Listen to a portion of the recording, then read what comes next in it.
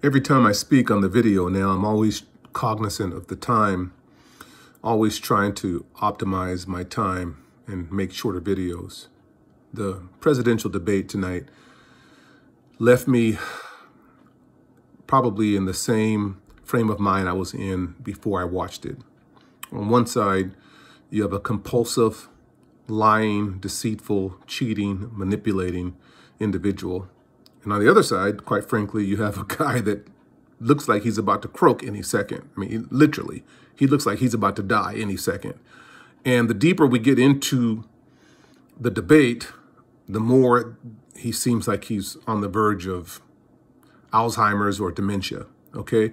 So on one side, you have a lying, deceitful, evil individual. And on the other side, you got a person that has no, that can't motivate you, cannot make you, is not enthusiastic has no charisma whatsoever. And so I was really disappointed, but I've been disappointed. And I'll just straight up tell you, there's no way in God's green earth that I could ever vote for Donald Trump. So I'm voting against Donald Trump without even saying who I'm voting for, because I'm not excited about who I'm voting for.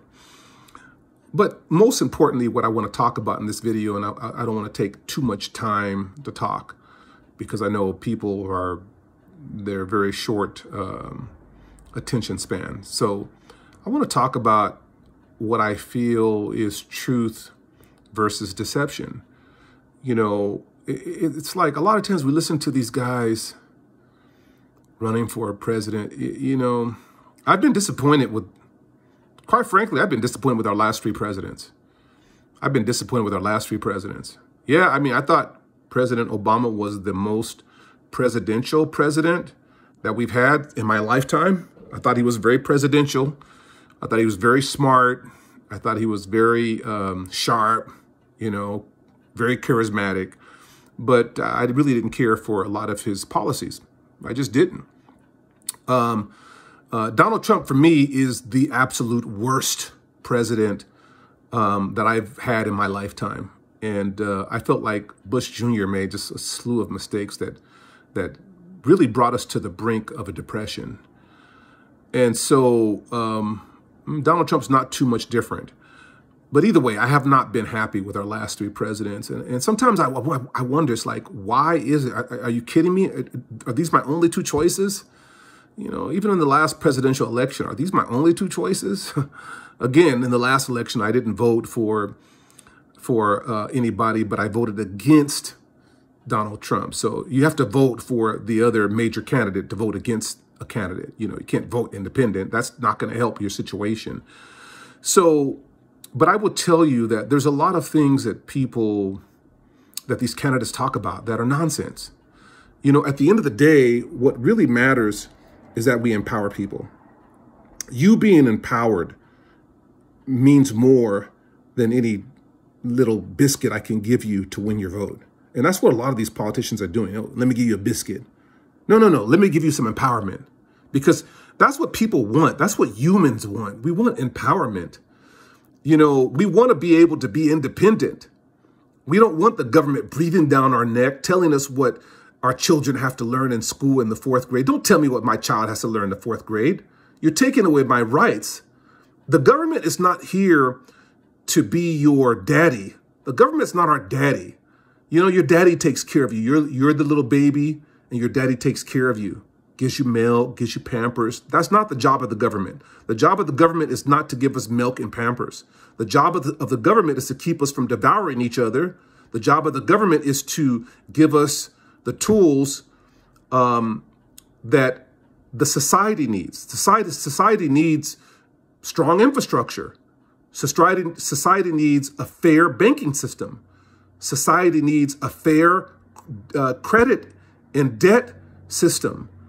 You know, the government is to be kind of like the coach, the watchdog, the referee, so to speak. But the government is not your daddy.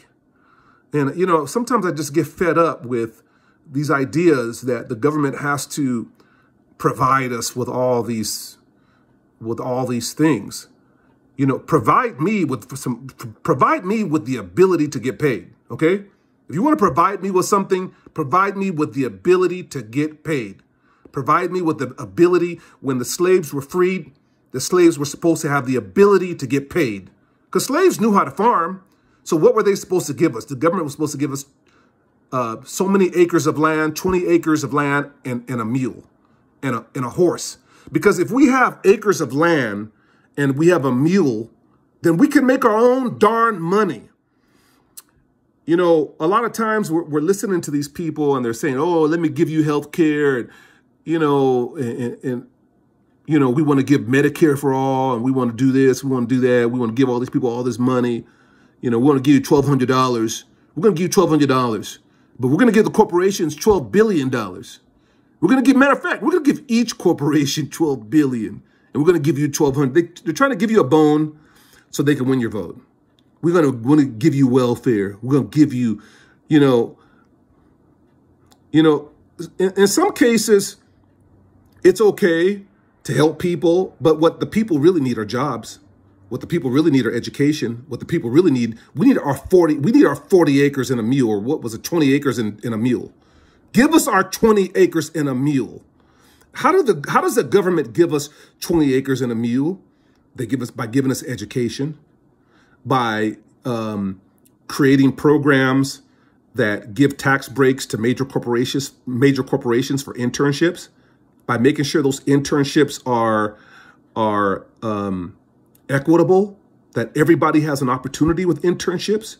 Imagine if the government told every Fortune 500 corporation, hey, if you do internships for college students during the summer, during the winter break, we're going to give you a complete tax credit for all the money you spend on those internships. That means if you spend $20 million, $40 million on internships during the summer, during the winter, all of that is a tax credit. Imagine how many internships our children would have. Imagine by the time they graduated from college, they'd be set. They'd be on their way to work, you know, instead of unemployed, not knowing what they're going to do with their history degree. Okay.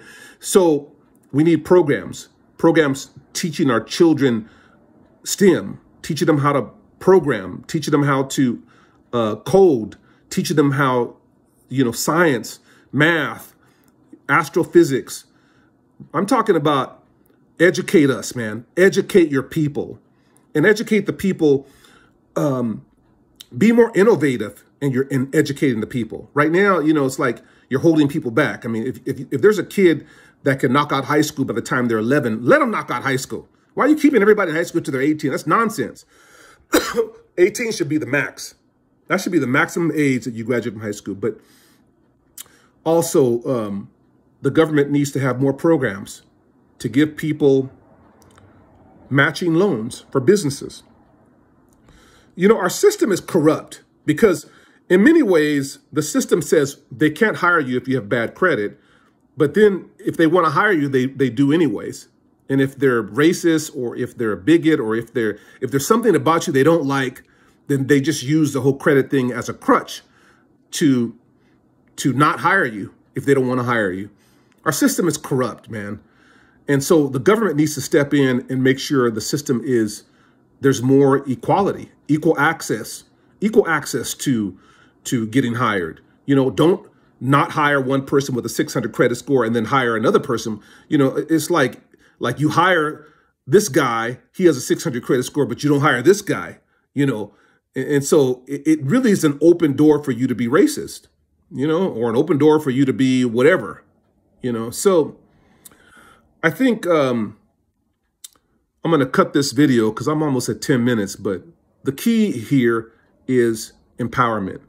And one of the reasons why I'm getting into government, one of the reasons why I'm getting into leadership is because I understand more than ever that if we're going to change the world for the better, we have to give people the power to control their own destiny and stop trying to give people a bone, trying to blackmail people or trying to,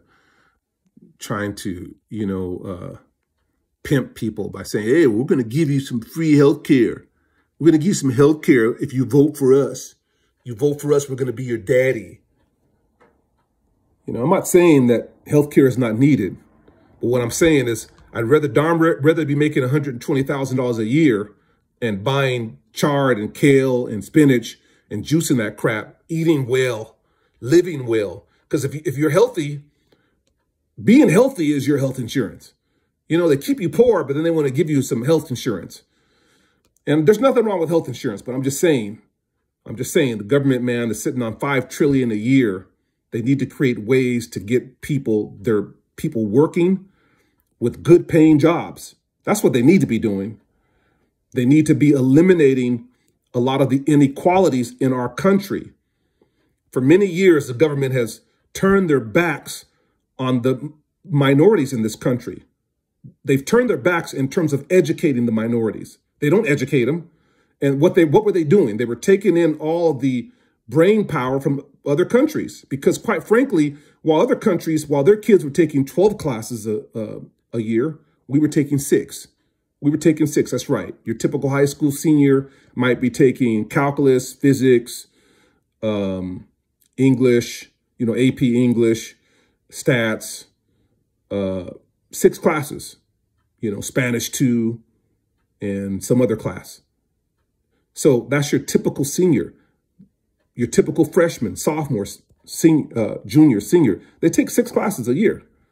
Whereas other countries like China, Nigeria, Iran, your Middle Eastern countries and countries, South Korea, man, those folks, America K through 12, we're not even like 30. We're not even ranked 30 in the world. We have all this money. We spend $3.5 trillion on healthcare. $3.5 trillion. We spend all this money. We spent over $5 trillion on COVID, and we have the most people dead. America, man, I need you guys to be with me, because if you're not with me, and if I don't become a leader in this country, we're all screwed, man. If our only choices are Donald Trump and Joe Biden, we're screwed. And by the way, yes, I'm voting for Joe Biden because I'm voting against Donald Trump. But if those are our choices going forward, we're screwed.